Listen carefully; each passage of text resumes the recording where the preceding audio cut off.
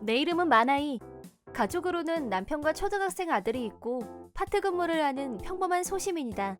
파트 근무는 오전에만 하기 때문에 오후에는 아들 학교 학부모의 임원도 하고 적극적으로 활동하고 있다. 학부모의 엄마들하고 사이좋게 잘 지내는 편이라 정기적으로 모임도 갖고 같이 점심도 먹고 가끔 술도 마시는 게 내 취미라면 취미다. 학교에서 가족 레크레이션 행사를 얼마 앞둔 어느 날 레크레이션 행사에 에어로빅 강사를 초빙하기로 했고 그 일을 우리 학부모회가 맡아서 추진하기로 결정이 났다. 학부모회 일을 같이 하고 있고 나랑 사이도 좋은 나수키 씨가 잘 아는 에어로빅 강사가 있다고 해서 그분을 모셔오기로 했다. 다른 레크레이션 프로그램도 상의할 겸 간부 엄마들을 소집해서 학교 빈 교실에 모였다. 간부를 맡고 있는 학부모의 엄마들을 한자리에 모이게 하고 프로그램을 구성하는 일은 힘들지만 보람도 있는 일이었다. 다 같이 힘을 모아서 행사를 준비해 가다 보면 서로 간의 관계도 끈끈해지고 신뢰감도 쌓이게 된다. 하지만 한 가지 아주 신경 쓰이는 일이 있었다. 같은 학부모의 간부인 왕재숙 씨가 그 원인인데 도무지 회의에 참석을 안 했다. 왕재숙 씨네 집은 아이가 6명이나 되는 대가족이라 학교에서 꽤 유명했다. 대가족이란 이유였지만 그보다는 무개념, 짠순이, 잔머리 굴리기로 더 아주 유명한 엄마였다. 학부모의 런치 모임 때도 자기 밥값을 계산 안 하고 그냥 가버려서 정말 황당했었다. 그런 얌체다 보니 우리들 사이에서 그녀에 대한 평판이 좋지 않았다. 처음엔 애가 6이다 보니 바쁘겠지? 힘들겠지? 하고 좋게 이해하고 넘어가 주기도 했는데 라인 단체방에서 하는 얘기도 일시파기 일수였고 결국 행사 당일날까지 한 번도 얼굴을 내밀지 않는 무책임한 태도에 슬슬 화가 나기 시작했다. 가족 레크레이션 당일 그동안 꼼꼼하게 열심히 준비한 결과 아이들과 엄마, 아빠들이 함께 즐겁게 에어로빅을 즐길 수 있었고 무사히 레크레이션 행사를 마쳤다. 행사를 무사히 마치고 기분이 좋아서 간부 엄마들끼리 뒤풀이 겸해서 런치타임을 갖기로 약속을 잡았다. 자세한 런치 연락사항을 라인 단톡방에 올렸더니 어쩜 회의는 한 번도 나오지 않았던 왕재숙 씨가 뒤풀이엔 오겠다고 메시지를 남겼다. 한술 더 떠서 식비는 예산에서 나가는 거죠? 그럼 회비는 안 가지고 가도 되겠네? 라고 하길래 전원 각자 부담이니까 지갑 꼭 챙겨오라고 친절하게 알려줬다. 왕재숙 씨는 그 말에 대해서는 아무 대꾸가 없었다. 다른 엄마들도 다들 기가 막혀 했지만 오지 말라고 할 수도 없고 뒤풀이 당일날이 됐다. 미리 예약해둔 이탈리안 레스토랑에 도착하자 왕재숙 씨 외에 전원이 약속 시간 5분 전에 다 모였다. 식사비는 개인 부담이라고 하니까 안 오기로 했나 보다 하고 우리도 나름 안심하고 안으로 들어가서 모임을 시작했다. 화기애 시끌벅적 즐거운 점심을 먹고 있는데 갑자기 왕재숙 씨한테서 전화가 이탈리안에서 뒤풀이라니 좀 있어 보인다. 나 먼저 먹고 가니까 내 것도 계산 부탁해. 나는 무슨 말인지 이해가 안 됐고 우리 지금 뒤풀이 하는 중인데요? 라고 말해줬다. 그러자 왕재숙 씨는 잠시 동안 조용하더니 갑자기 난리를 쳤다. 그게 무슨 말이야? 다들 모여있단 거야? 네, 그런데요? 뭐? 그런 단체 손님은 안 보이는데? 대체 어디들 있는 거야? 내가 장소를 잘못 찾은 건가? 왕재숙 씨는 자기가 장소를 착각했다는 사실을 깨닫고 당황하더니 툭 하고 말도 없이 전화를 끊었다. 대체 이게 무슨 경우인지 이해 불가. 뭐라는 거야 도대체. 대략 난감이었지만 우리는 무시하고 계속해서 우리 시간을 즐기는 걸로. 전화를 끊은 지 20분 정도가 지나서 왕재숙 씨가 갑자기 우리가 있는 레스토랑에 나타났다. 깜짝 놀라서 어떻게 된 거냐고 묻자 밑도 끝도 없이 화부터 내더니 큰 소리를 치면서 귀를 의심하는 발언을 쏟아냈다. 난 회식비 지급되는 줄 알고 식구들 전부 데리고 가서 점심 먹었는데 어쩔 거야? 당장 점심값 50만 원 내놔! 제가 분명히 각자 부담이니까 지갑 챙기라고 했을 텐데요? 그러자 왕재숙 씨는 더 열을 내면서 누굴 속여? 뒤풀이 식사값은 학부모의 예산에서 쓰는 거 맞잖아. 잔말 필요 없고 예산 내놔. 우리 식구들 밥 다 먹었는데 식사비는 어쩌라는 거냐고. 말도 안 되는 억지를 부리는 왕재숙 때문에 엄마들이 전원 기가 차서 말도 안 나오는 상황이었다. 여기 있는 사람들이 조금씩 내면 50만 원쯤은 금방 모을 거 아니야. 지금 우리 식구들 레스토랑에 잡혀있단 말이야. 빨리 가야 되니까 얼른 지갑들 꺼내. 말도 안 되는 억지를 부리는 왕재숙 씨의 개념 없는 행동에 모두들 화가 났고 우리는 이구동성으로 우리가 그 돈을 왜 주냐고 거절했다. 그러자 왕재숙 씨는 벌레 씹은 얼굴을 하고 밖으로 나가버렸다. 뒤풀이가 끝나고 계산을 하려고 하는데 방금 전까지 옆에 있던 내 가방이 보이지 않았다. 이상하다 싶어서 테이블 주변을 살펴봤지만 보이지 않았고 혹시나 하고 점원에게 물어봤더니 내 가방이 레스토랑 입구에 있는 소파 위에 놓여 있었다. 놀라서 가방 안을 봤는데 없어진 물건은 없는 것 같았지만 지갑을 열자 안에 있던 돈이 사라지고 없었다. 마침 그날은 고정자산세를 내는 날이어서 지갑 안에 100만 원 정도 되는 현금이 들어있었다. 다른 엄마들과 레스토랑 점원에게 이 사실을 말하자 경찰에 신고하는 게 좋겠다는 의견들이었고 레스토랑을 나와서 가까운 경찰서로 향했다. 경찰에 사정을 설명하자 피해 액수가 크니 피해 신고서를 작성하는 게 좋겠다고 했다. 경찰이 나서서 조사를 하자 얼마 지나지 않아 범인이 금방 밝혀졌다. 레스토랑 주변 CCTV를 살펴본 결과 현금을 손에 쥐고 전력 질주하는 왕재숙 씨 모습이 찍혀 있었다.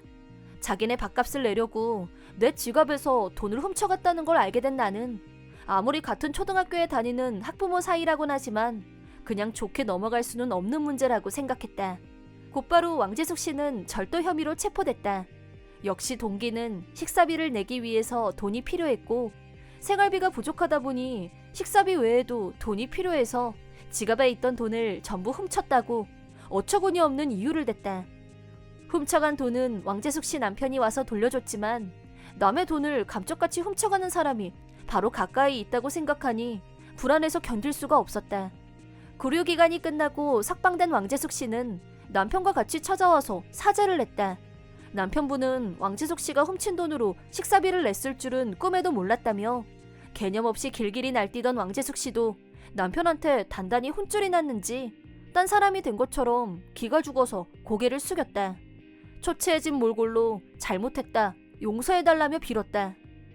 내가 용서할 생각이 없다고 하자 현관 앞에서 갑자기 무릎을 꿇었다. 그럴 것까진 없다고 하자 왕재숙은 울면서 변명을 늘어놓기 시작했다. 우리 집은 식구가 8명이나 되다 보니까 항상 돈이 없어서 맛있는 것도 못 먹고 회식한다고 하길래 이때다 싶어서 덕분에 식구들 포식 한번 해보자 한 건데. 그 말을 들은 나는 다른 엄마들이 레크레이션 준비할 때는 아무것도 안 돕더니 회식한다니까 식구들끼리 대동해서 공짜 밥이나 먹겠다는 심보가 대체 어느 나라 개념이냐고 따지자 왕재숙 씨는 더는 변명을 못했다. 학교에 이 소문이 퍼지면 애들 전학 가야 되고 일이 커져. 제발 부탁이니까 비밀로 해줘. 제발. 무슨 말인지는 알겠는데 뒤풀이 때 있던 엄마들은 이미 다 알고 있어서 소문이 안 날 거라고 보장은 못해요. 그럼 이제? 대체 정신이 있어 없어? 그 애들을 데리고 이사를 어떻게 가? 이제 어쩔 거야? 이사 갈 돈은 있어? 어쩔 거냐고. 알아 나도. 그래서 지금 이렇게 사정하고 있잖아. 소 잃고 외양간 고치기도 유분수지. 남의 집 현관 앞에서 갑자기 부부싸움을 시작하길래 그만 가라고 돌려보냈다. 그 후에도 왕재숙 씨가 계속 전화를 해대길래 그냥 연락처를 차단해버렸다. 그리고 역시나 학교에 소문이 날 대로 다 나버려서 왕재숙 씨는 학교에 얼굴을 들고 다닐 수 없게 됐고 학교뿐 아니라 동네에도 소문이 파다해지다 보니 더는 여기서 못 살겠다 싶었는지 지방으로 이사를 가게 됐는데 그것 때문에 남편분은 회사까지 그만뒀다고 들었다. 사람들 말로는 식구가 워낙 많다 보니까 원래도 생활이 넉넉한 편이 아니었는데 남편분이 재취업이 안 돼서 이사한 후 그만 자기 파산을 하고 말았다고 한다. 그 뒤의 일은 아무도 모르는 상태이다. 나는 아는 사람한테 지갑을 털리고 나서 인간 불신에 빠질 뻔했었지만 절친 엄마들의 위로와 격려 덕에 그때 일은 그냥 시간이 지나면 잊히려니 할 정도로 회복이 됐다.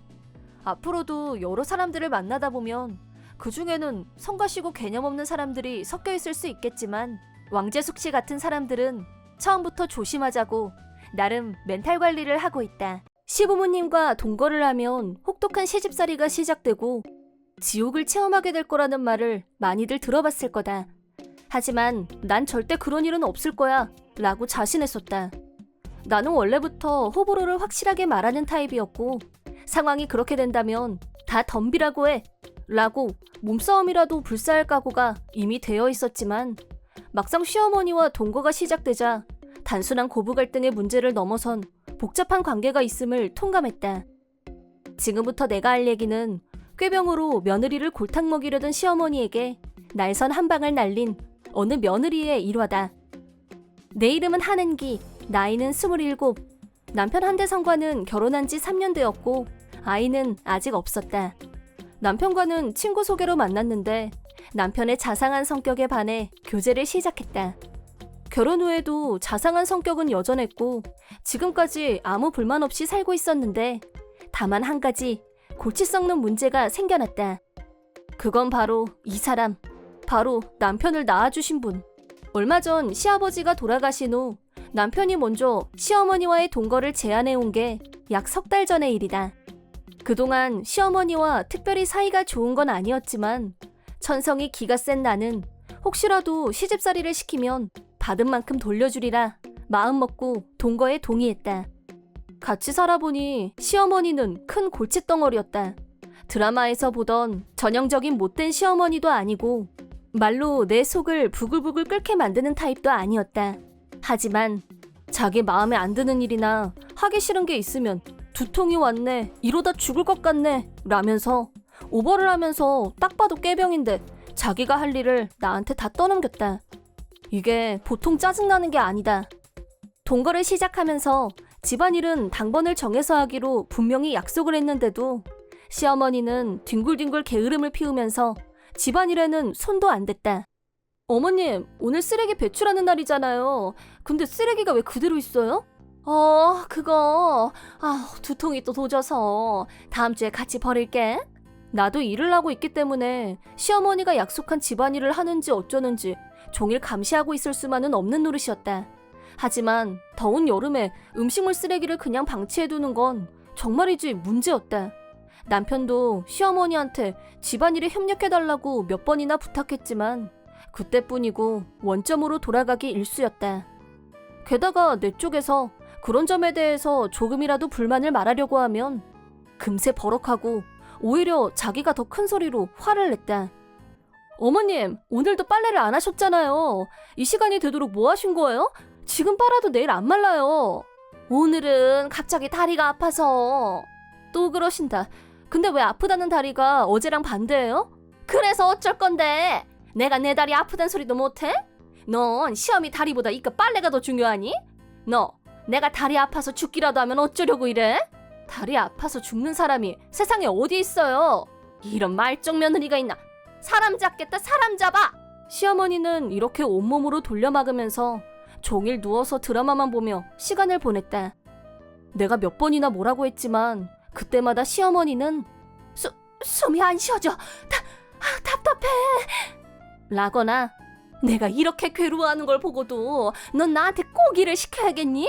나더러 빨리 죽으란 거구나, 응? 라면서 억지를 부렸다. 그런 시어머니한테 학을 떼면서 살고 있었는데 어느 날 도저히 넘어갈 수 없는 대형 사고가 터지고 말았다. 어느 날 저녁 시어머니 친구인 이미자 씨가 우리 집에 갑자기 찾아왔다. 어머, 연락도 없이 갑자기 웬일이세요? 어머님 잠깐 나가고 안 계시는데. 그게 사실은 네 시어머니가 좀 문제가 있어서. 이미자 씨의 얘기를 들은 나는 깜짝 놀라고 말았다. 시어머니가 친구분들과 식사를 할 때마다 자기가 먹은 밥값을 안 내고 싹 입을 씻는다는 것이었다. 돈 낼 때만 되면 매번 똑같이 머리가 아프다면서 슬쩍 나가서는 없어져 버리는데 어쩔 수 없이 대신 몇 번 내줬는데 도무지 돈을 돌려줄 생각을 안 해서 말이야. 벌써 여러 명이 피해를 입어서 다들 화나 있어. 나가서도 그런 민폐를 사기치고 돈 떼먹는 거랑 뭐가 달라? 집에서만 그러는 게 아니라 밖에서도 꾀병을 핑계로 민폐를 끼치고 있었다니. 민폐가 쌓이면 적폐가 되는 법. 나는 이미자 씨에게도 도움을 청해서 시어머니의 버릇을 단단히 고쳐주기로 마음먹었다. 우리 계획은 이렇다. 우선 이미자 씨가 평소처럼 시어머니한테 같이 점심이나 먹자고 연락을 하고 이번엔 약속 장소를 고급 레스토랑으로 정한다. 핵심은 합을 잘 맞춰서 전원이 시어머니보다 먼저 밖으로 빠져나오기.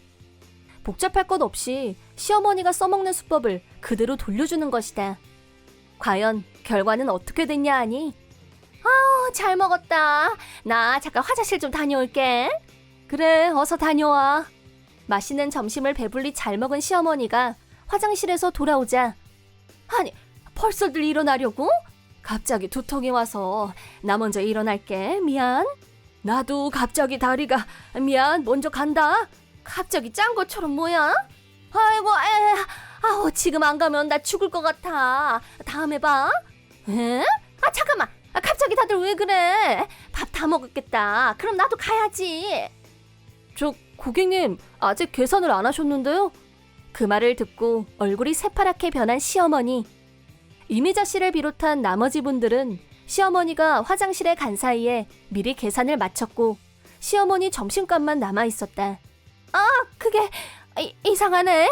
다른 사람들한테 돈을 미리 줬는데. 글쎄요. 다른 손님들은 고객님이 자기 점심값을 계산할 거라고 말씀하시던데요. 점심값을 계산하지 않을 경우 먹튀로 간주해서 경찰에 신고하게 되어 있습니다. 점원의 강경한 태도에 시어머니는 순간 쩔쩔맸지만 다시 평소 자기 특기를 살려서 아유 머리야, 아이고 내 머리 라면서 꾀병 연기에 돌입했다.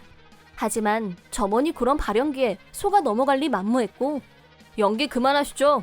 그럼 경찰을 부르겠습니다. 잠깐만요. 경찰을 부르는 건 좀 너무하잖아요. 그럼 지금 음식값을 내면 되잖아요. 그게 내가 돈이 없어서.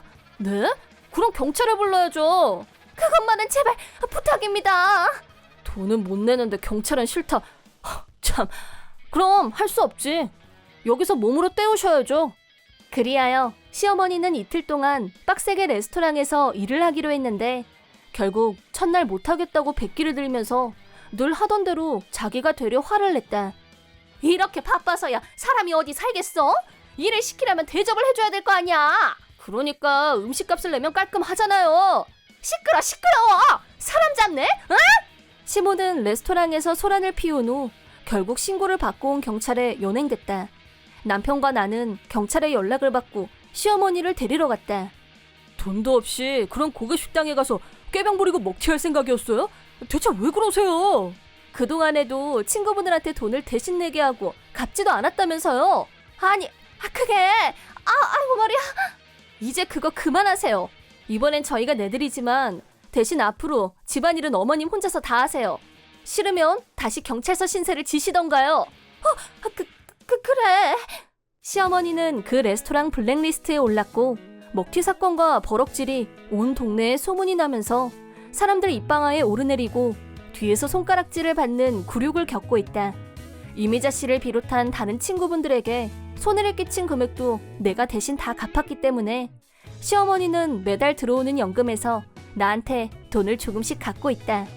어머님, 오늘 연금 들어오는 날이잖아요. 얼른 은행 다녀오세요. 싫으면 경찰서로 직행하시고요. 가려고 했어. 간다니까. 남편 유한진과 세 아이들 모두 5 식구였던 나는 어느 날 갑자기 남편이 병으로 죽자 혼자서 아이 셋을 키우게 됐다. 남편은 자상하고 아이들 육아에도 적극 참여하는 좋은 아빠의 좋은 남편, 정말 이상적인 사람이었다.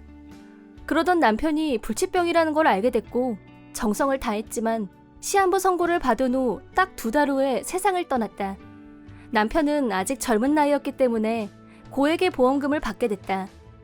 그 외에도 유족연금 등이 나왔지만 아이가 셋이나 되다 보니 학비며 생활비가 모자랐고 이제 나도 일자리를 찾아야만 했다. 장례식이 끝나고 남편 짐을 정리하고 있었는데 남편의 저금 통장과 본인이 불치병인 걸 알고 난 후 작성한 듯한 유언장이 발견됐다. 유언장에는 이 돈으로 아이들이 다 성장할 때까지는 지금처럼 가정에만 충실하면서 아이들과 항상 함께 있었으면 해 라고 쓰여 있었다. 남편은 저축을 취미처럼 하는 사람이었고 생전에 저축해두었던 2억이라는 돈이 통장에 들어있었다. 남편의 유언장을 읽으면서 항상 아이들을 먼저 생각하던 남편답다는 생각도 들었고 아이들을 사랑하던 남편의 모습이 떠올라 울컥 눈물이 솟았다. 남편의 유언에 따라 가정에서 아이들과 함께 지내기로 마음먹은 지 얼마 후 갑자기 시어머니가 찾아왔다. 시어머니는 전부터 돈 관리가 좀 지저분한 편이었는데 남편이 있을 때는 생활비로 과한 금액을 요구하기도 하고 잊을만 하면 한 번씩 돈을 꺼달라고 해서 곤란하게 했었다. 나한테도 시집살이가 보통이 아니었는데 시댁에 갈 때마다 애가 셋인데 전업주부라니? 돈 안 벌 거면 차라리 이혼을 해! 라는 폭언도 서슴지 않았다. 그 사실을 알게 된 남편은 화를 냈고 시어머니와 연을 끊자는 말도 했었다. 그런 와중에 남편의 병을 알게 됐고 남편은 시어머니에게 한 푼의 돈도 남기지 않았다. 남편이 입원해 있는 동안에도 걱정하는 전화 한 통, 문병 한 번 오지 않았던 시어머니인데 갑자기 집에 들이닥쳐서는 남편이 남긴 유산 명목을 자세히 알려달라는 황당한 요구를 했다. 나는 시어머니 앞으로는 한 푼도 남기지 않았다고 확실하게 말해줬다. 그러자 슬픈 표정으로 집에 들어왔던 시어머니가 갑자기 돌변했고 옆에 있던 아이들이 겁에 질려하는 걸 보고 무슨 수를 써서라도 시어머니를 빨리 여기서 내보내야겠다 라고 생각했다. 뭐? 10원 한 장 안 남겼다고? 그럼 그따위 유언장 무시하고 네가 나한테 주면 되잖아. 그럴 순 없어요. 유언장을 지키는 건 법률에도 정해져 있는 거예요. 남편은 모든 유산을 아이들을 위해 쓰라고 했어요. 여기 보세요. 아이들을 위해서? 그럼 간단하네. 애들하고 유산을 같이 넘겨. 지금 그걸 말이라고 하세요? 돈 때문에 오신 거라면 그만 포기하고 돌아가세요. 내가 단호하게 나가달라고 하자 시어머니는 눈이 돌아가더니 가위를 들고 아이들한테 다가가서 애들을 위협했다. 너, 네 자식들 어떻게 돼도 상관없다는 거냐? 내 말 안 들으면 알지? 엄마 무서워. 괜찮아, 엄마가 있잖아. 다들 엄마 뒤로 와서 숨어. 시어머니가 가위를 들고 애들을 겁주고 있을 때 나와 애들이 걱정이 된 친정엄마가 우연히 집에 왔다가 그 장면을 목격하고 신고를 한 덕분에 경찰이 곧장 출동했다. 물론 시어머니는 현장에서 체포됐다. 시어머니는 경찰에게 단단히 주의를 받았지만 조금도 반성하지 않았고 우리를 향한 위협은 점점 더 심해져갔다. 마당에 화분이 깨지고 창문을 깨뜨리고 폭력에 거듭되면서 나와 아이들은 공포로 벌벌 떨면서 생활해야만 했다.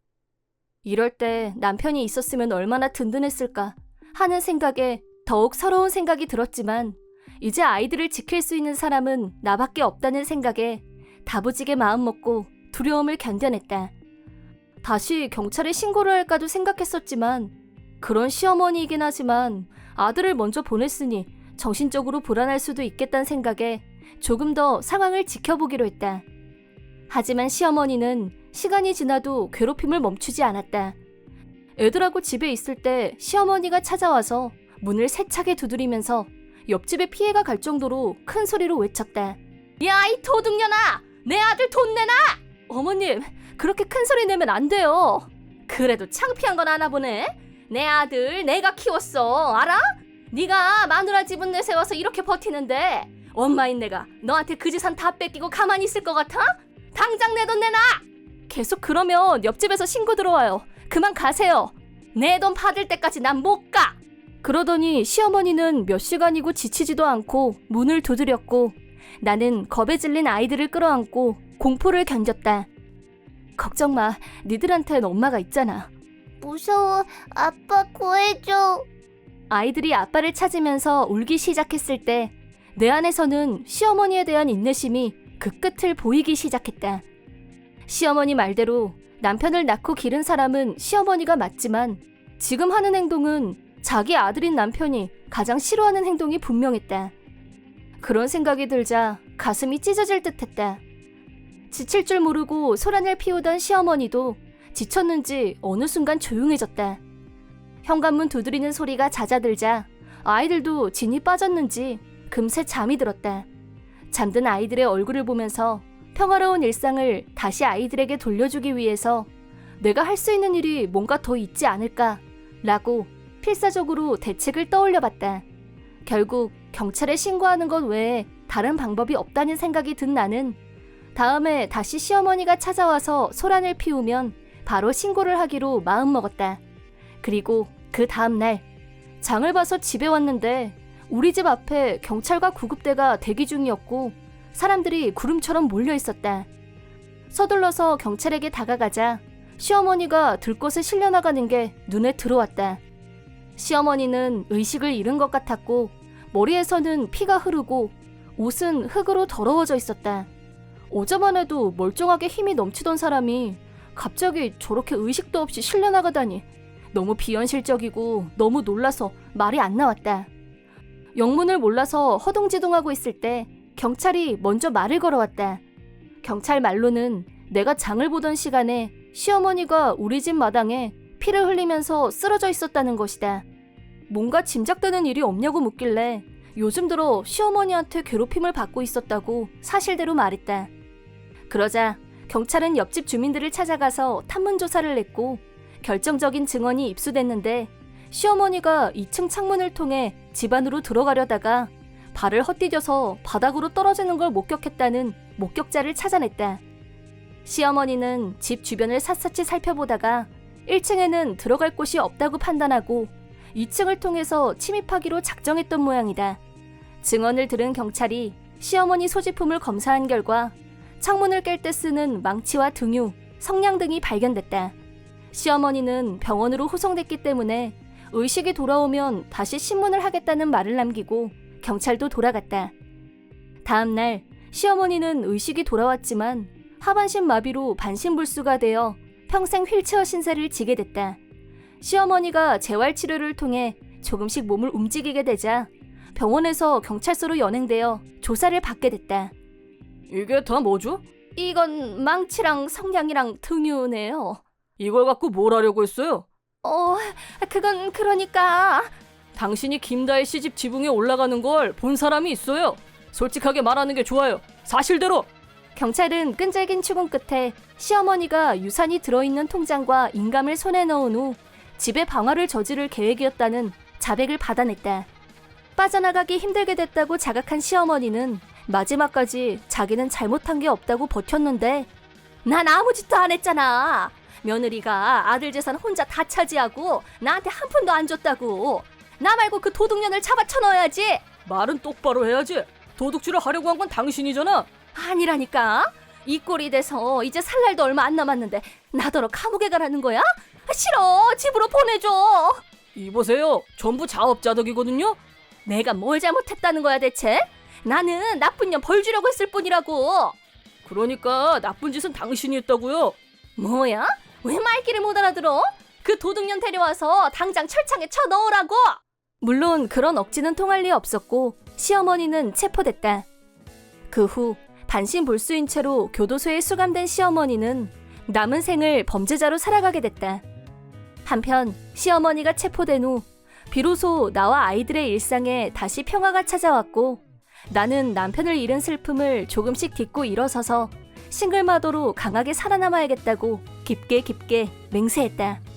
이런 나를 틀림없이 남편도 멀리 천국에서 응원하며 지켜보고 있을 것이다.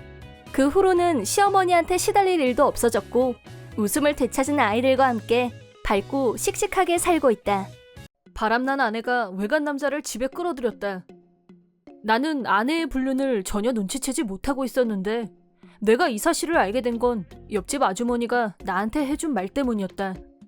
어느 날 평소처럼 퇴근해서 집으로 가고 있는데 옆집 아주머니가 나를 불러세웠고 그 집에 낮에 어떤 남자가 자주 들락거리던데 혹시 남동생이나 오빠가 있나? 라고 묻는 것이었다. 나는 외아들이었고 아내도 남자 형제는 없었다. 근처에 사촌이 사는 것도 아니고 공통 친구도 없고 따라서 그 말을 듣는 순간 이건 빼박 불륜이란 생각이 스쳤다. 하지만 옆집 아주머니한테 그렇게 말할 수는 없어서 아마 친구일 거라고 대충 얼버무렸다. 아주머니 앞에서는 흐트러지지 않으려고 긴장했지만 속으론 무너져 내렸다. 혼자서 감당할 사이즈가 아니어서 친구한테 상담을 청했다. 그 친구도 자기 와이프가 바람이 나서 풍파를 겪었고 그것 때문에 이혼한 경험이 있는지라 나더러 녹음은 차분한 상태에서 해야 하고 증거를 많이 확보하는 게 중요하다고 알려줬다. 이런데 돈을 써야 한다는 게 불쾌했지만 소형 카메라를 몇 개 구입해서 아내가 집을 비운 사이에 친구를 불러서 사각지대에 카메라를 설치했다.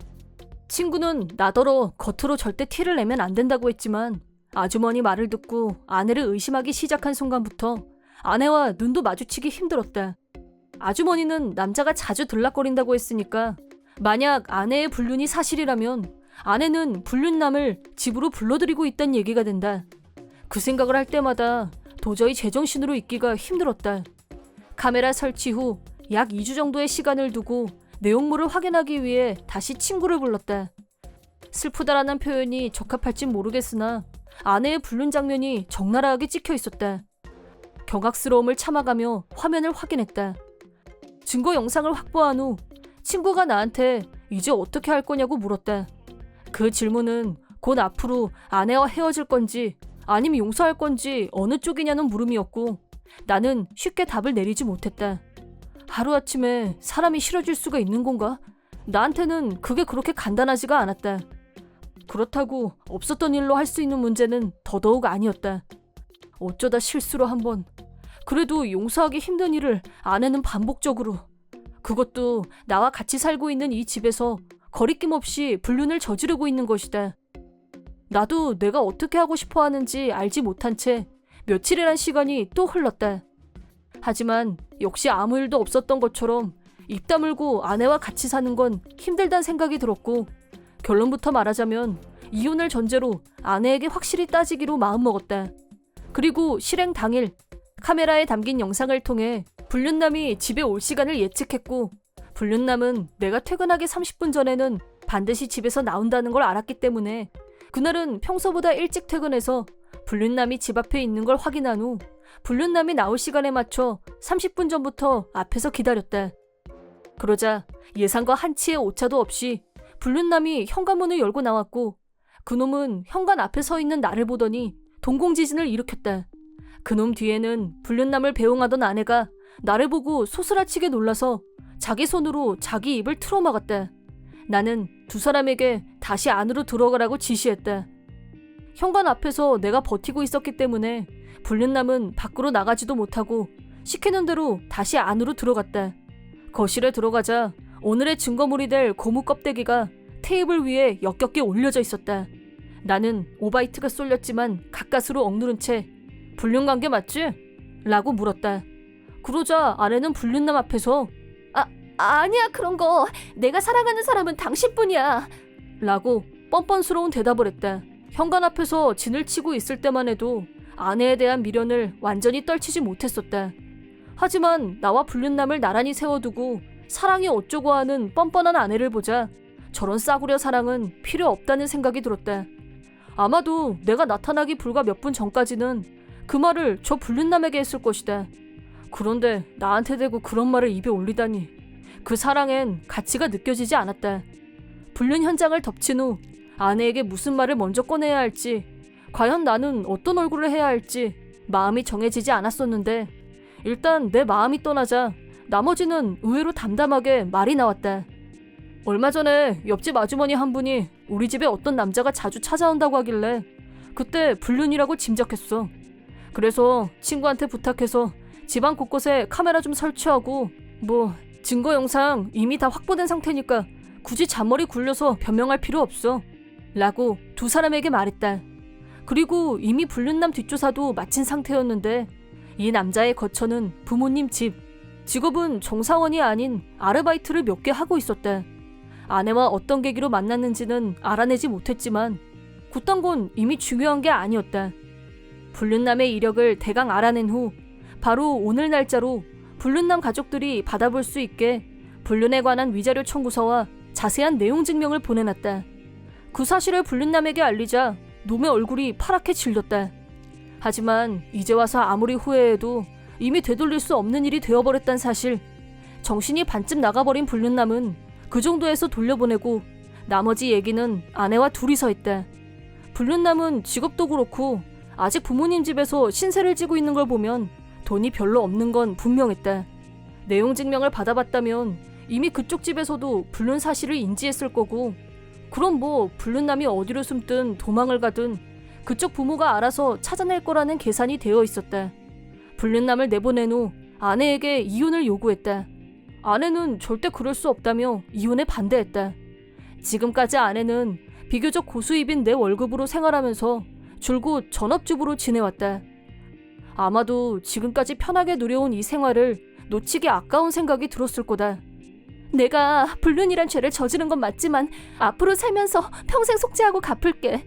그러니까 한 번만 용서해줘. 울먹이며 무릎까지 꿇고 빌고 또 빌었지만 나는 이미 아무 감정이 느껴지지 않았다.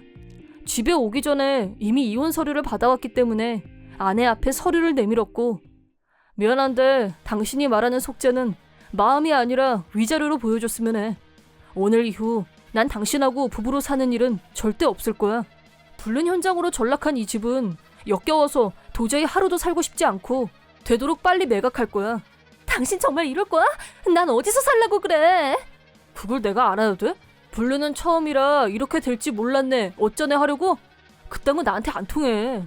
친정에 가던지 네가 일해서 돈도 벌고 살 집도 마련하고 알아서 해. 싫어. 나 싫어. 잠깐 실수한 거야. 내가 진짜 사랑하는 건 당신밖에 없어. 그 남자 딱 봐도 그냥 노는 상대잖아.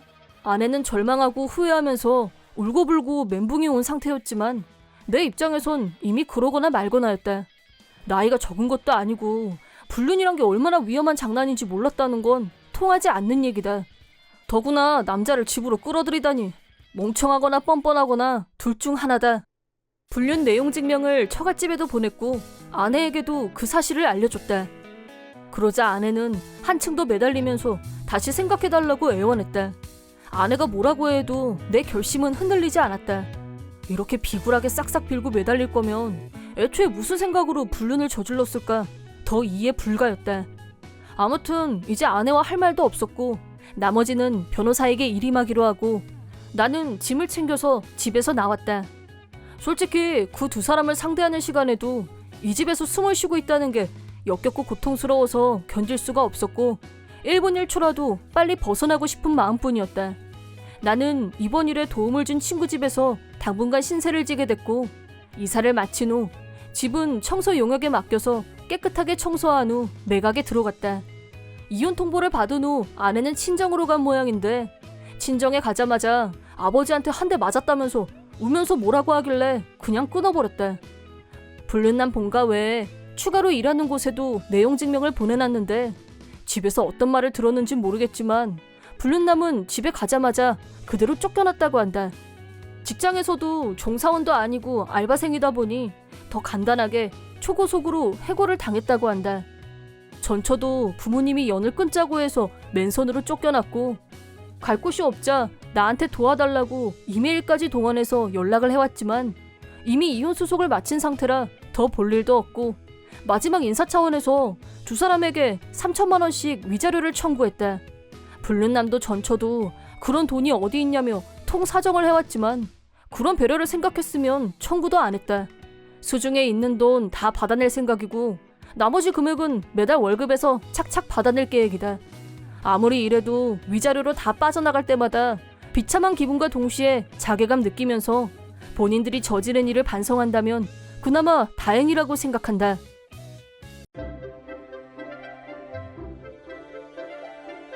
사이다 무비튼. 나와 남편은 어릴 적부터 친구였는데 고등학교 때 사귀는 사이가 됐다. 그러다 사회인이 된 후 약혼하고 결혼까지 이어졌다. 관계가 끈끈하다 보니 가족들끼리도 오래전부터 알고 지내왔고 나한테는 시어머니, 시아버지, 시아주버님도 똑같은 가족이었다. 그런데 결혼하고 얼마 후부터 갑자기 내 건강 상태가 너무 안 좋아졌다. 어느 월요일 아침 출근을 하려는데 위에 극심한 통증이 왔다. 적당한 약을 찾아서 먹는 날을 보고 남편이 혹시 회사에서 무슨 스트레스 받는 일 있어? 너무 무리하지 말고 내 수입만으로도 우리 둘이 생활하는 건 문제 없으니까 집에서 좀 쉬는 게 어때? 라는 든든한 남편의 말을 듣고 회사에 사표를 냈다. 회사를 그만두고 전업주부가 된 나한테 뭐라고 하는 사람은 한 명도 없었다. 시어머니는 밖에서 같이 점심 먹자고 하시고 시아주버님은 해외 출장에서 돌아올 때마다 선물을 사오셨다. 덕분에 회사를 그만둔 후에는 위통도 없고 안락하고 행복한 시간을 보낼 수 있었다. 그러던 어느 날 아직 결혼 전이었던 시아주버님이 결혼할 여자가 있다며 집으로 데려오겠다는 말을 했다. 상견례 날 나와 남편은 아침부터 시댁에 가서 음식을 만들기를 돕고 손님 맞을 준비를 했다. 드디어 기다리던 초인종이 울렸고 나와 시어머니는 드디어 맏며느리 될 애가 왔나 봐. 네, 너무 기대돼요.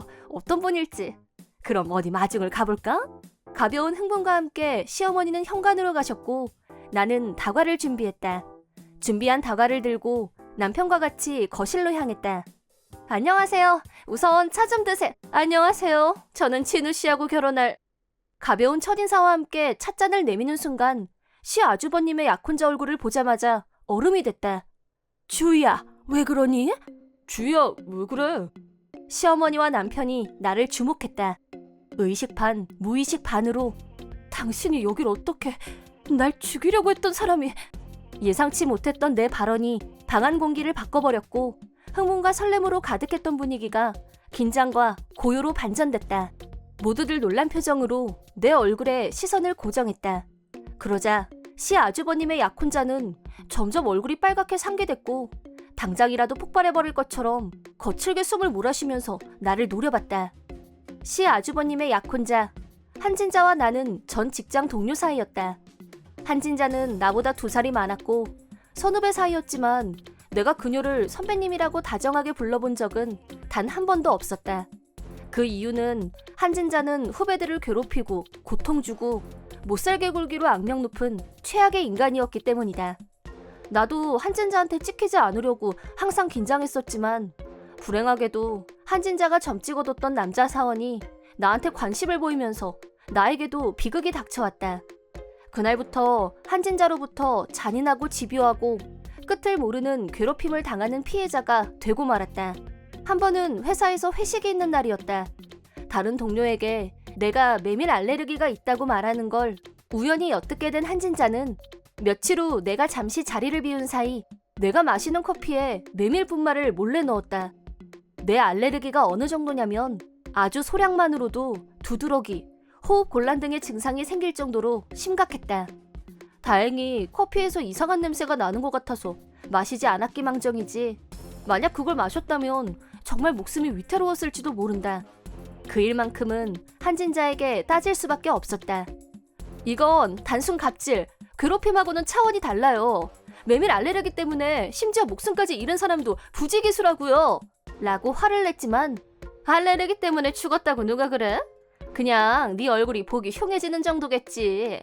라면서 여유 있게 나를 비웃었다.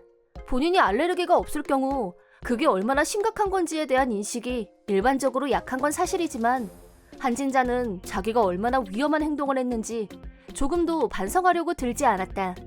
또 한 번은 출근길에 횡단보도 앞에서 신호가 바뀌기를 기다리고 있었는데 갑자기 뒤에서 확 미는 바람에 정말 큰일 날 뻔한 적도 있었다. 뻔뻔하게도 한진자는 어머, 이게 뭐람? 차에 치이라고 민 건데? 라면서 또 웃었다. 하지만 둘 다 목격자가 없다는 이유로 모든 게 내가 몸이 안 좋아서 내가 조심하지 않아서 생겼던 일들로 적당히 무마되고 말았다. 그렇지만 하늘이 항상 나한테 불공평한 건 아니었다. 시시때때로 나를 괴롭히는 것만으론 성에 차지 않았던 한진자는 내가 사용하는 의자에 커터 나이프를 숨겨두려고 했었다. 자기가 하는 짓을 아무도 모르게 하려고 일부러 잔업시간에 다른 직원들이 없는 틈을 노렸던 것 같은데 그때 청소 담당자가 사무실에 들어왔다가 결정적인 순간을 목격한 것이다. 이번엔 확실한 목격자가 있었기 때문에 한진자가 범인이라는 게 증명됐고 한진자를 비롯해서 괴롭힘 행위에 동조했던 다른 여사원들까지 모두 회사에서 나가게 되는 뜻밖의 성과가 있었다. 그 후로 평화로운 직장 생활이 펼쳐졌지만 한진자로 인해 받았던 괴롭힘들은 여전히 트라우마로 남아 고통을 겪고 있다. 지금까지 남편이나 가족들에게 이런 사실을 말하지 못했던 건 말하면 걱정할 게 뻔했기 때문이다. 그런데 그런 여자가 시아주버님의 약혼자로 이렇게 나타나다니.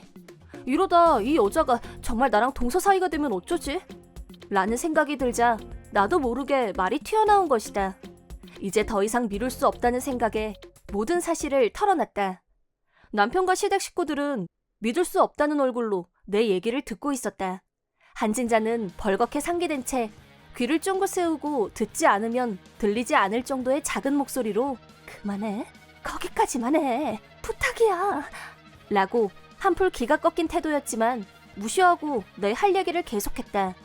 이런 사람이 가족이 된다는 건 상상할 수도 없었고 사실을 다 말해서라도 반드시 이 결혼을 막고 싶은 심정이었다. 나는 한진자가 그동안 나한테 했던 모든 악행들과 그 사실이 발각된 후 회사에서 어떤 처분을 받았는지까지 가족들 앞에서 모두 밝혔다. 내 얘기가 끝난과 동시에 바닥에 털썩하고 무너진 시 아주버님. 네가 겨우 그런 사람일 줄 몰랐어. 그런 시 아주버님을 부축하려고 한진자가 시 아주버님의 어깨에 손을 올린 순간 만지지 마! 라고 시 아주버님이 거칠게 소리 질렀다. 평소 시 아주버님은 온화한 사람으로 벌레 한 마리도 못 죽이는 사람이었다. 그런 분이 그렇게 화를 낸 건 내가 아는 한 그전에도 그 이후에도 없었고 그때가 유일했다. 그렇게 형편없는 인간인 줄도 모르고 내가 지금 어떻게 그런 짓을 할 수가 있어? 너 최악이야! 잠깐만, 내 얘기도 들어야지. 아니, 그럴 필요 없어. 넌 우리 재수 씨를 죽게 만들었을지도 모르는 인간이야. 남 괴롭히면서 즐거웠니?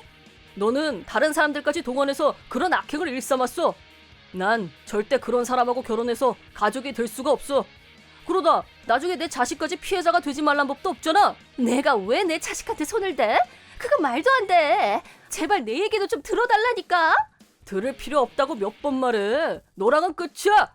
2번 다시 내 앞에 나타날 생각하지 마. 다신 보고 싶지 않으니까. 그때 시 아주버님의 얼굴은 가슴속부터 끓어오르는 분노를 사귀기 힘들어하는 얼굴이었다. 누구 하나 끼어들 수 없을 정도로 분노하는 시 아주버님을 본 한진자는 방금 전까지 나를 노려보던 기세도 사라지고 화장이 다 지워질 정도로 눈물을 쏟아내면서 세상 끝난 얼굴로 주저앉아서 펑펑 울었다. 그 후에도 한진자는 시 아주버님을 따라다니면서 미안하다, 다시 시작하자, 열심히 관계를 회복해보려고 했지만 시 아주버님의 마음을 되돌릴 수는 없었다. 가족을 중요시하는 시 아주버님 성격에 동생 부인이긴 하지만 이미 가족인 내가 괴롭힘을 당했었다는 걸 안 순간 자기 여동생이 당한 것처럼 느껴졌던 모양이다. 그래서 한진자가 뭐라고 변명하던 하나도 믿을 수 없다고 했다. 내가 한진자의 악행을 폭로함으로써 시 아주버님의 결혼이 무산된 거나 마찬가지였고 그동안 시 아주버님의 결혼을 고대하고 있던 시어머니께 죄송하고 시 아주버님께는 보상하고 싶은 마음에 내 친구와 소개팅을 주선했다. 다행히 두 사람은 처음부터 서로를 마음에 들어 했고 모든 일이 순조롭게 진행되더니 어느새 결혼식까지 정해졌다. 나한테는 둘도 없는 절친이었기에 두 사람이 결혼하게 됐다는 소식을 듣고 누구보다 기뻤다. 내가 회사에서 괴롭힘을 당했던 사실을 그 전부터 알고 있었던 몇 안 되는 절친이었기 때문에 한진자의 일도 다 말해줬다. 그 여자랑 결혼 안 해서 너무 다행이다. 만약에 결혼했으면 다른 사람들 모르게 널 또 괴롭혔을지도 모르잖아. 나도 그렇게 생각해. 그날은 나도 무슨 정신으로 그 많은 말을 다 했는지 모르겠어. 그렇긴 해도 내가 시아주버님 결혼식을 망가뜨린 거나 마찬가지여서 마음이 안 좋았는데 이렇게 두 사람이 결혼하게 돼서 너무 좋아. 이제 우리 형님 동서 사이네? 잘 부탁한다. 잘 부탁드려요, 형님. 그 후 들리는 소문에 의하면 한진자를 두고 사람들이 그렇게 좋은 남자랑 파혼을 하다니 아마 여자한테 문제가 있을 거다. 성격 아니면 과거 문제다. 라는 말이 돌았고 그래서인지 여전히 혼자라고 한다. 나를 괴롭히던 가해자 한진자가 시 아주버님과 같이 집에 왔을 때에는 순간 눈앞이 캄캄했었는데 그 결혼을 막아낸 일은 정말 잘한 일이라고 생각한다. 나는 아내와 딸아이 이렇게 셋이서 살고 있었다. 평범하고 소박하게 아이를 키우는 보통 가정이었지만 딸아이가 자라나면서 나한테는 무시하려고 해도 무시하기 힘든 어떤 의심이 자라나고 있었다. 그건 딸아이가 아무리 봐도 나를 닮은 구석이 없다는 것. 아내를 의심하는 게 나쁜 일인 건 알지만 아무리 봐도 내 자식이라는 게 의심스러웠고 고민하고 또 고민하고 갈등한 끝에 아내 모르게 DNA 검사를 신청했는데 결과는 친자 관계일 가능성이 매우 낮다고 나왔다. 그 결과를 본 순간 머릿속이 하얘졌고 대체 무슨 일이 일어난 건지 이해가 안 됐다. 가장 먼저 머릿속에 떠오른 생각은 아내의 불륜이었다. 아니, 그것 말고 다른 가능성은 생각나지 않았다. 하지만 지금까지 아내가 어떻게 살아왔는지 내가 모르는 것도 아니고 의심스러운 점은 하나도 없었다. 회사 다닐 때도 끝나면 항상 곧바로 집에 오는 타입이었고 퇴사 후에도 내가 연락하면 항상 바로바로 받고 연락이 안 됐던 적은 한 번도 없었다. 그런 아내가 바람을 피웠을 거라고 생각해 본 적도 없고 믿을 수도 없었다. 하지만 딸아이는 의학적으로 내 딸이 아니라고 증명하고 있다. 대체 이제 뭘 어떻게 해야 하는지 혼자서 원형 탈모증이 올 정도로 고민했다. 어쨌든 어떤 진실이 기다리고 있던 아내에게 직접 확인해보는 거 외에 다른 방법은 없다고 결론을 내렸고 단도직입적으로 아내에게 얘기를 꺼내기로 마음먹었다. 그날은 일요일이었고 아내는 쉬는 날이니까 셋이서 놀러라도 가지 않겠냐고 했지만 나는 중요한 얘기가 있다고 무겁게 말했다. 아내는 내가 평소와 전혀 다른 분위기라는 걸 눈치챘는지 조용히 옆으로 다가오더니 말없이 앉아서 내 말을 기다렸다. 나는 아내에게 딸아이가 나하고 닮지 않은 점, 그거에 대해 고민에 고민을 거듭하고 또 거듭한 결과 아무래도 꼭 확인은 하고 넘어가야겠다 싶어서 DNA 검사를 의뢰했는데 친자 관계가 아니라는 검사 결과가 나왔다고 말해줬다. 그러자 아내는 나한테 의심을 받고 있다는 사실보다 딸아이가 친자가 아니라는 사실에 더욱 충격을 받고 말을 못 잇고 있었다. 아내가 충격받는 모습을 보고 직감적으로 이건 아내가 불륜을 저질러서 일어난 일이 아니라는 강한 확신이 들었다. 그 DNA 검사 결과 정말 확실한 거 맞아? 신뢰할 수 있는 기관에 제대로 확인하고 의뢰한 거니까 확실해. 그런데 당신 반응 보니까 당신이 날 배신한 건 아니라는 믿음이 들어. 미안한데 내 말이 맞지? 당신 나 배신한 적 없는 거지? 그걸 말이라고 해? 나 그런 거 생각도 해본 적 없어. 그렇게 못 믿겠으면 지금이라도 당장 가서 DNA 검사 받아도 상관없어.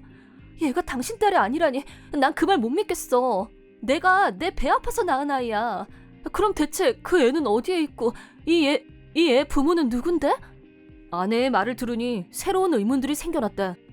DNA 검사 결과는 틀림없는 게 맞지만 그렇다면 딸아이는 대체 누구 딸이란 거지? 아내와 나는 그럼 남은 건 병원에서 아이가 바뀐 거 외에 다른 건 없지 않냐고 했고 그러자 아내가 나도 DNA 검사 받아볼래. 정말 병원에서 아이가 바뀐 거라면 나하고도 혈연관계가 아니란 얘기잖아. 상식적으로 당신 아이가 아니면 내 아이도 아니라는 얘기가 되잖아. 그렇긴 하지. 일단 그럼 검사해보자. 행복하던 우리 가족에 닥친 시련. 아내의 DNA 검사 결과 역시 혈연 관계 없음으로 나왔다. 충분히 예상한 결과였지만 아내의 충격은 이만저만이 아니었다. 검사 결과지를 받아든 순간 그 자리에서 울음을 터뜨렸다. 우리는 우리 친딸은 지금 어디에 있고 우리가 키우고 있는 딸아이의 친부모는 대체 누구인지 생각하지 않을 수가 없었다. 딸아이가 친딸이 아니라는 걸 알고 제일 먼저 찾아간 곳은 딸아이를 출산한 병원이었다. 하지만 병원에서는 그런 일은 있을 수가 없다고 했다. 병원에서도 미리 자체 조사를 했는데 그럴 가능성은 없다는 것이었다. 병원도 아니라면 대체 어디서 아이가 바뀐 건지 귀신에 홀린 것도 아니고 믿기지 않는 현실 앞에 아내는 피폐해져 갔다. 한편 벌써 4살이 된 딸아이를 지금까지 정성껏 키워온 우리 부부는 어느 날 갑자기 딸아이의 친부모가 나타나서 자기들 딸을 돌려달라고 하지 않을까 두려움마저 느꼈다. 딸아이를 돌려주고 싶지 않았다.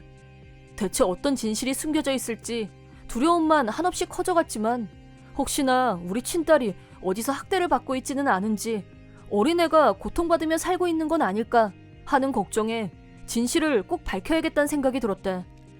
이 사실을 양가 부모님, 친척들한테도 모두 공개했고 모두에게 도와달라고 부탁했다.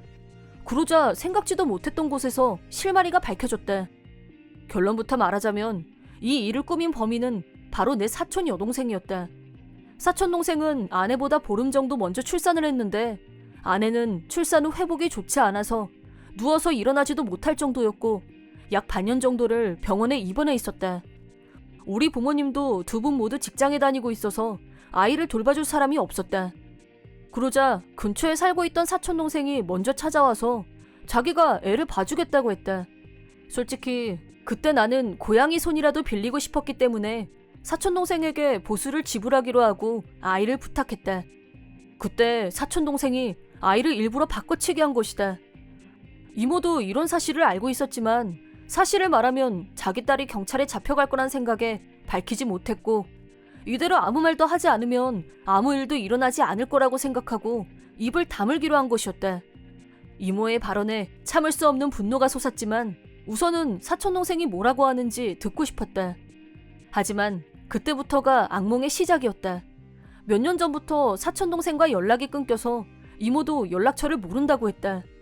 그래서 지금은 내 친딸이 어떻게 됐는지 전혀 알 수가 없다고. 그 말을 듣는 순간 정말 눈앞이 캄캄해졌다. 이모와 사촌동생을 당장 법적으로 처리하고 싶었지만 우선은 친딸이 살아있는지가 더 걱정이었고 생사 여부를 확인하는 게 먼저였다. 나와 아내는 손쓸 수 있는 모든 방법을 총동원해서 친딸의 행방을 수소문했다. 그러자 얼마 후 사촌동생이 지방에서 살고 있다는 정보를 입수했고 사촌동생 집에 도착하자마자 아내는 정신이 나간 사람처럼 사촌동생의 멱살을 잡고 흔들었다. 나는 그런 아내를 말리면서 사촌동생을 향해 친딸은 지금 어디에 있고 왜 이런 짓을 한 건지 물었다. 먼저 사촌동생은 자기가 간질병을 앓고 있어서 항상 약을 먹어야만 한다는 말을 했다.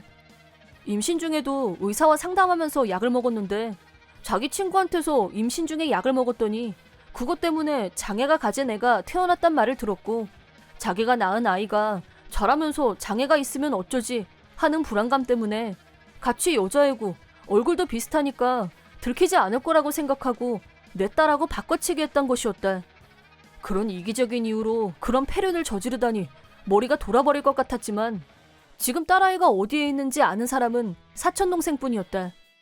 어쩔 수 없이 바늘을 집어삼킨 듯한 고통을 참으며 지금 내 친딸은 어디에 있냐고 묻자 사촌동생은 전 남편과 이혼하면서 자기가 낳은 애도 아니고 키우려면 힘만 드니까 전 남편한테 보냈다고 했다.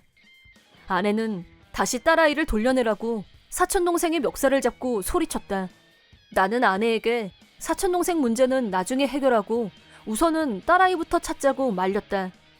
그 후 사촌동생의 전 남편을 찾았는데 그 사람도 딸아이가 뒤바뀐 사실을 전혀 모르고 있기는 마찬가지였다.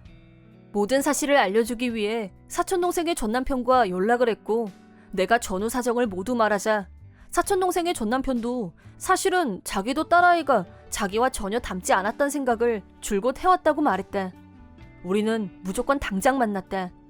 딸아이들을 데리고 함께 만났는데 천신만고 끝에 만난 딸아이는 사랑받으며 자란 아이란 느낌이 들었고 친딸을 찾은 나와 아내는 울면서 딸아이를 끌어안고 무사해서 다행이란 말을 반복했다. 하지만 딸아이 입장에서 우리는 처음 보는 모르는 사람이었고 사촌동생 남편한테 가서 안기면서 싫어 무서워. 라는 반응이었다.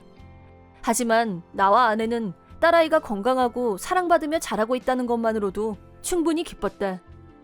사촌동생 남편도 자기를 쏙 빼닮은 딸아이를 보더니 눈물을 쏟았고 우리를 향해 감사합니다. 정말 감사합니다. 라면서 고개를 숙였다. 그렇게 우리는 감격의 재회를 했다. 그 후로 우리는 톡 아이디를 교환하고 한 달에 몇 번씩 만나서 밥도 먹고 서로의 집에 아이를 보내서 잠도 재우고 자연스러운 만남을 가지려고 애를 썼다. 한편 우리 부부와 사촌동생 전 남편은 당연히 사촌동생과 이모를 고소했다. 법정에서 사촌동생은 결과적으로 어느 쪽도 불행한 쪽은 없는데 내가 뭐 그렇게 나쁘다는 거야? 그냥 애를 바꾼 것뿐이잖아. 라면서 반성하는 기미가 조금도 없었다. 하지만 아이들의 인생뿐 아니라 우리 부부, 사촌동생 전 남편의 인생까지 모두 함부로 바꿔버렸다는 죄로 사촌동생은 평생에 걸쳐서 갚아도 다 갚지 못할 정도의 금액을 위자료로 지불할 것을 명령받았고 이모는 온 집안 식구들에게 절연당하고 조부모님의 유산 상속에서도 제외됐다. 이제 사촌동생은 막대한 위자료를 갚아야 했고 그 결과 고향에 내려보내진 후 집안 어른들의 감시 속에서 여기저기 불려다니며 일을 거들기로 결정이 났다. 사촌동생의 남은 인생은 위자료를 갚기 위해 사는 거나 마찬가지가 될 것이다. 부모가 뒤바꾼 딸아이가 지금껏 행복하게 잘 자란 것은 사촌동생의 전 남편이 사랑으로 키워준 덕분이고 그건 기적이었다고 생각한다. 절대 용서받을 수 없는 짓을 저지른 사촌동생은 앞으로 남은 인생을 바쳐 자신의 죄를 속죄하게 만들 생각이다. 내 이름은 이승미. 5년 전 남편의 불륜을 알았고 이혼하게 된 나는 딸아이 소라가 겨우 1살이 됐을 무렵부터 싱글 마더가 되어 일과 양육을 혼자의 몫으로 감당했다. 돌싱인 나는 혼자서 이제 6살이 된 딸아이를 키우기 위해서 한 중소기업의 정사원으로 취직했고 그동안 매일매일 바쁜 나날을 보내왔다. 태어났을 때부터 병약했던 딸아이는 입퇴원을 반복했는데 당연히 병원비가 부담됐던 나는 그럴수록 더 열심히 일했고 그 결과 승진이라는 성과도 있었다. 친정 부모님의 도움을 받으며 일과 양육을 병행하면서 아픈 딸아이를 정성으로 돌봤다. 그런 나에게 고민이 또 있었는데 직장 상사로부터 여자 주제에 감히 출세를 넘보고 건방지다는 소리를 들어야 했고 그 상사로부터 지속적으로 갑질을 당하면서 회사에서 받는 스트레스가 상상을 넘어서는 수준에 달해 있었다. 하지만 나는 가장이고 딸아이를 위해서 일은 반드시 필요했기에 내 업무에 한해서만큼은 최선을 다하면서 온갖 갑질을 견뎌냈다. 그 결과 내 고객은 점점 늘어났고 업무 실적은 최상위권으로 올라섰다. 지금까지 노력했던 것에 대한 보상을 받은 기분이었고 내 일에 대한 목표의식도 더 강해졌다.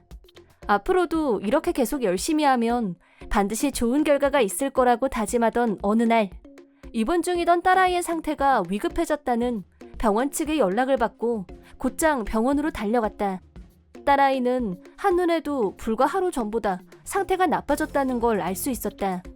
내가 막 도착했을 때에는 딸아이도 필사적으로 의식을 잃지 않으려고 했었는데 점점 내가 이름을 불러도 반응이 없어지면서 결국엔 의식을 잃고 말았다. 그리고 다음 날 딸아이가 숨을 거뒀다. 6살 어린 딸아이를 잃은 나는 슬픔과 절망으로 아무것도 못하고 그저 눈물만 흘렸다.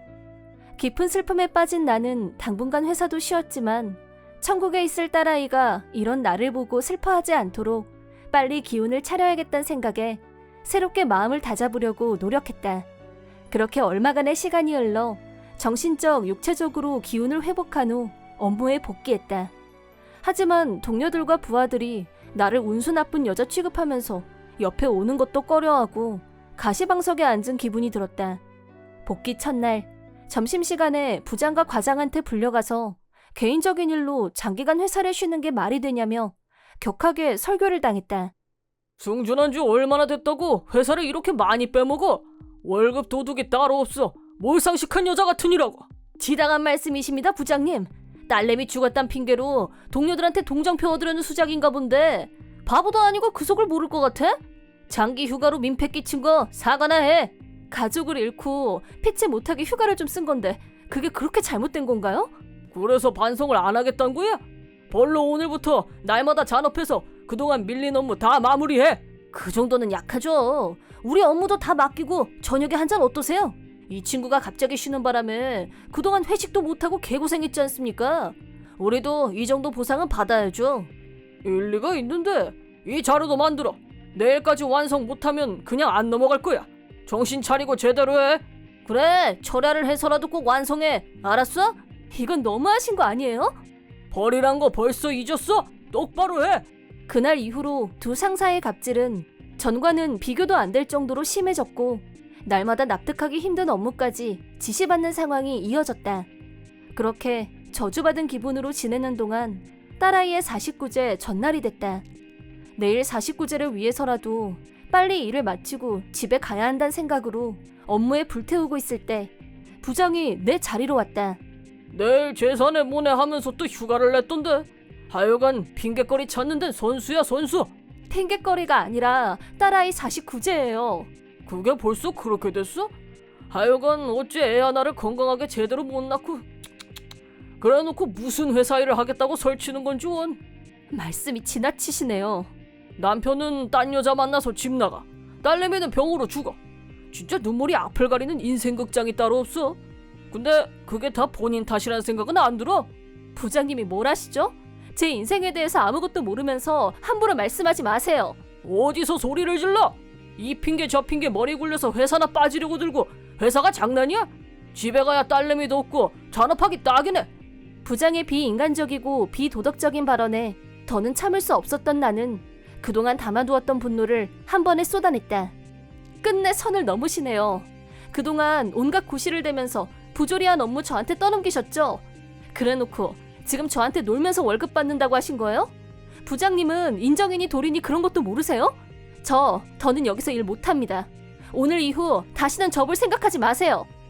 그만두겠다고 하고 그대로 회사에서 뛰쳐나온 나는 잠시 머리를 식히면서 냉정을 되찾았고 그동안 신세졌던 거래처분들께 인사를 하러 다녔다. 만나는 거래처분들마다 내가 퇴사한다고 하자 모두들 서운해하셨고 그 모습을 보면서 그동안 열심히 일했던 걸 알아주는 사람도 있다는 걸 피부로 느꼈다. 마지막으로 거래처 중에서 제일 규모가 큰 회사에 인사를 하러 갔는데 거기 사장님이 퇴사하려는 이유를 자세히 들려달라고 말씀하셨다. 사장님께 말을 하다 보니 나도 모르게 감정이 북받쳤다. 지금까지 당했던 갑질에 대해서 소상히 말하자 사장님 입에서 깜짝 놀랄 발언이 튀어나왔다. 그런 일이 있었군. 마음고생이 심했겠어. 그럼 우리 회사에 들어오는 건 어떤가? 네? 그게 무슨 말씀이신지... 우리 회사에 취직하는 건 어떠냐고. 실은 전부터 자네 그 성실함을 높게 샀었어. 스카우트 하면 좋겠다 하고 말이야. 정말 감사합니다. 회사를 그만두기로 한 날 뜻하지 않게 대기업으로부터 입사 제안을 받았고 새로 입사할 회사 사장님의 조언에 힘입어 전 직장 상사들에게 위자료를 청구하기로 결심했다.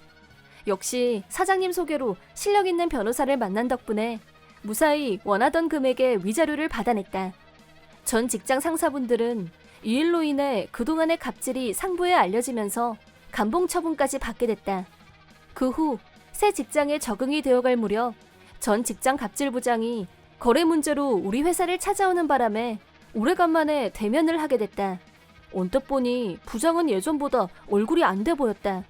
내가 사장님과 함께 나타나자 내가 여기 사원인 줄 전혀 모르고 있던 부장은 무척 놀란 표정이었다. 네가 왜 여기 있어? 회사 그만두고 나가더니 여기가 어디라고 거래처에 와 있어? 오랜만이네요, 부장님. 이승미 씨는 내가 영입했어요. 거래 문제로 온 걸로 아는데 거래처 직원한테 그런 식의 말투가 적합하다고 생각하는 건 아니겠죠? 영입이라니? 그럼 이 여자가 아니 이 사람이 이 회사 정식 직원이란 말입니까? 네, 맞아요. 그게 말이 돼? 네가 뭔데 이런 큰 회사를 다녀? 당신네 회사는 딸아이를 여의고 힘들어하는 이승미 씨한테 다른 사람 업무를 떠넘기고 잔업을 시킨 것도 모자라서 상처받는 말까지 서슴지 않고 모욕을 줬다던데. 나는 그런 개념 없는 회사와는 거래를 계속할 수 없네. 이 거래는 종결이야. 종결이라뇨? 저 이승미 씨 미안하게 됐어. 나 봐 이렇게 사과하잖아. 사과받고 사장님 좀 잘 설득해줘. 부탁이야. 하지만 사장님은 거래 중지 의사를 굽히지 않으셨고 급해진 부장은 무릎까지 꿇고 애원했다. 실은 이승미 씨가 퇴사한 후에 거래 중지하겠다는 데가 한둘이 아니야. 지금 회사 적자가 어마어마해. 기가 꺾이다 못해 주눅이 든 부장을 뒤로하고 사장님 지시에 따라 나는 응접실에서 나왔다. 사장님은 정식으로 거래 중지를 통보한 후 부장을 회사 밖으로 내보냈다. 그 후 부장은 두 번 다시 우리 회사에 얼굴을 내밀지 않았고 몇 달 후 전 직장에 도산 소식이 들렸다. 특히 두 갑질 상사는 이미 위자료 지불과 감봉 처분으로 경제적으로 쪼들렸기 때문에 회사가 도산한 후 거리로 나앉는 신세가 되고 말았다. 부장은 정년 퇴임 전에 실업자가 되자 아내와 아들한테 버림받고 이혼을 당했는데 은행 대출을 갚지 못하면서 살던 집도 매각해야 하는 처지로 전락했다. 듣자 하니 부장은 그 후 낡은 아파트로 일단 이사는 했지만 새 일자리를 찾지 못해서 월세도 못 내고 월세가 체납되자 그마저도 쫓겨나서 현재는 무직에 주소 불명자 명단에 올라있다고 한다. 한편 나는 새 직장에서도 열심히 일했고 성과를 인정받아 승진도 하고 연봉도 올랐다. 물론 갑질 상사 없는 건전하고 훌륭한 회사 분위기 덕에 즐거운 마음으로 일하고 있다. 힘들지만 딸아이를 잃은 슬픔도 조금씩 극복해 나가면서 일에 전념하는 것을 새 삶의 목표로 두고 하루하루를 살아가고 있다. 앞으로도 나를 인정해주신 사장님께 누가 되지 않게 열심히 일하면서 더욱 회사에 도움이 되는 사람이 되고 싶다.